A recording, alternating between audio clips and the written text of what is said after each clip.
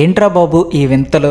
మనం హాలీవుడ్ సినిమాల్లో iron man suit దానంతటా అదే రిపేర్ అయిపోవడం చూసి అబ్బో గ్రాఫిక్స్ మాయాజాలం అనుకున్నాం. కానీ ఇప్పుడు మన భారతదేశం సైంటిస్టులు చేస్తున్న పని చూస్తుంటే సాధ్యం కానిది ఏదీ లేదు, మన వల్ల కానిది అసలే లేదు అనిపించక మానదు.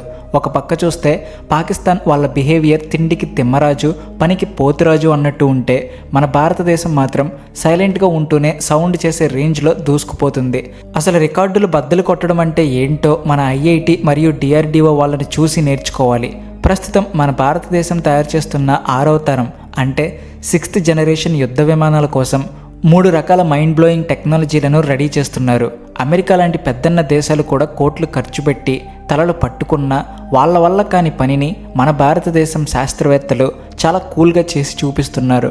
మొదటి టెక్నాలజీ గురించి వింటే మీకు దిమ్మ తిరిగిపోతుంది. అదేంటో తెలుసుకుపోయే ముందు మీరు మా ఛానల్ ఇంకా సబ్స్క్రైబ్ చేసుకోకపోతే వెంటనే సబ్స్క్రైబ్ చేసుకోండి.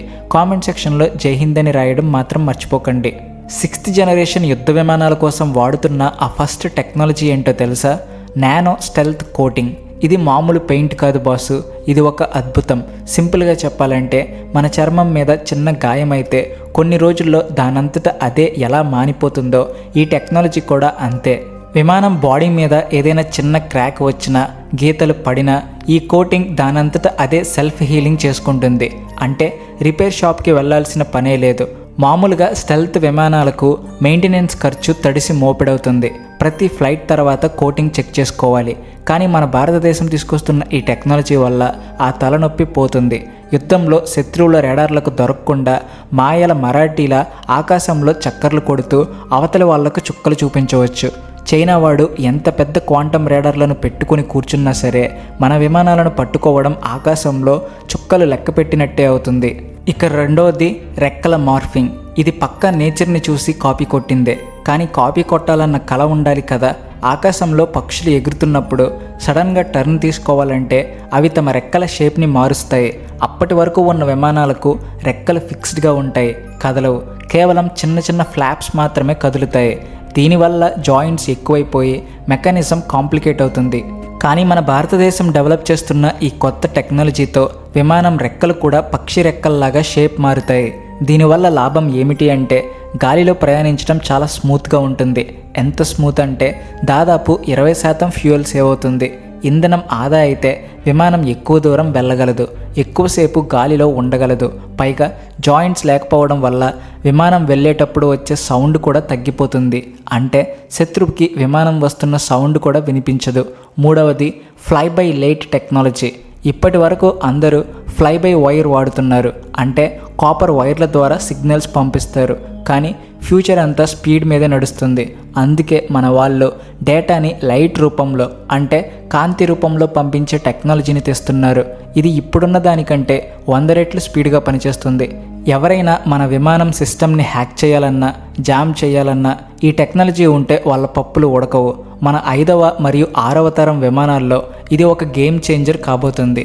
ఇక మన పక్కనే ఉన్న పాకిస్తాన్ సంగతి చూస్తే వాళ్ళ బిహేవియర్ చూసి నవ్వాలో ఏడవాలో అర్థం కాదు. చేతిలో చిల్లి గవ్వలేదు కానీ మేసాలకు సంపంగ నూనె అన్నట్టుంది వాళ్ళ తీరు. తినడానికి తిండి లేక దేశం అప్పుల ఊబిలో కూరుకుపోతుంటే వాళ్ళు మాత్రం ఆయుధాల వ్యాపారం చేస్తున్నారు. రీసెంట్గా పాకిస్తాన్ చైనా సహాయంతో తయారు చేసిన JF-17 బ్లాక్ 3 విమానాలను అజర్బైజాన్కి అమ్మడం మొదలుపెట్టింది. ఇక్కడ అసలు ట్విస్ట్ ఏంటంటే పాకిస్తాన్ ఎయిర్ ఫోర్స్కి ఆ విమానాలు చాలా అవసరం. 2025 నాటికి వాళ్ళకే సొంతంగా వాడుకోవడానికి ఒక 30 విమానాలు కావాలి. కానీ ఇంట గెలిచి రచ్చగలవాలి అనే సామెతని వాళ్ళు రివర్స్లో ఫాలో అవుతున్నారు. సొంత అవసరాలను పక్కన పెట్టేసి ఆ $1 బిలియన్ కోసం కక్కుర్తిపడి అజర్బైజాన్కి విమానాలు అమ్ముకుంటున్నారు. పాపం వాళ్ళ ప్రజలేమో ఆకలితో అలమటిస్తుంటే ప్రభుత్వం మాత్రం ఇలాంటి పనులు చేస్తుంది. మరోవైపు అజర్బైజాన్ పరిస్థితి చూస్తే పులిని చూసి నక్క వాత పెట్టుకున్నట్టు అనిపిస్తుంది. చేతిలో డబ్బులు ఉన్నాయి కదా అని కనబడిన ఆయుధాలన్నీ కొనేస్తున్నారు. ఇప్పటికే రష్యా, ఇజ్రాయెల్, టర్కీ ఆయుధాలు ఉన్నాయి. ఇవి చాలవన్నట్టు ఇప్పుడు కొత్తగా చైనా నుంచి HQ-9BE అనే ఎయిర్ డిఫెన్స్ సిస్టమ్ని తెచ్చుకున్నారు.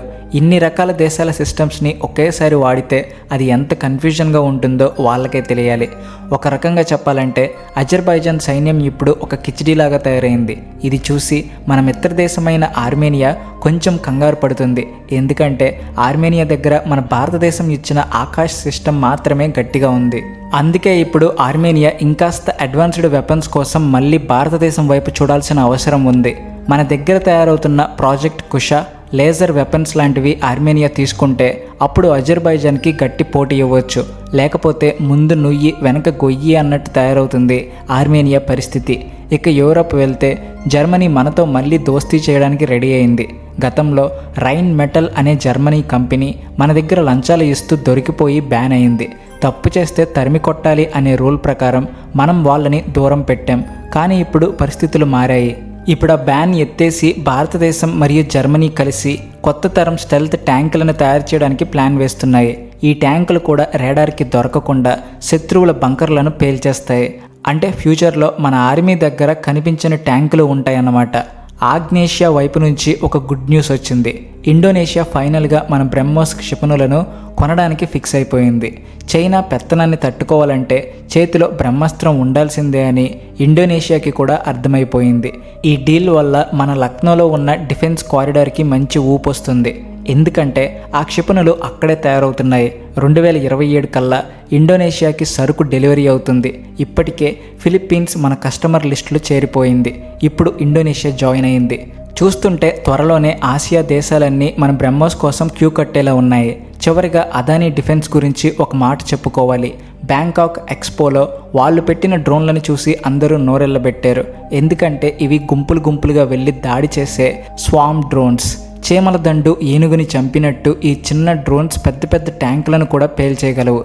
ఇవి వర్టికల్గా అంటే హెలికాప్టర్ లాగా గాల్లోకి లేస్తాయి. కానీ అసలు హైలైట్ ఏంటి అంటే వీటి ధర వేరే దేశాల డ్రోన్స్ కొనాలంటే లక్షల డాలర్లు అవుతాయి.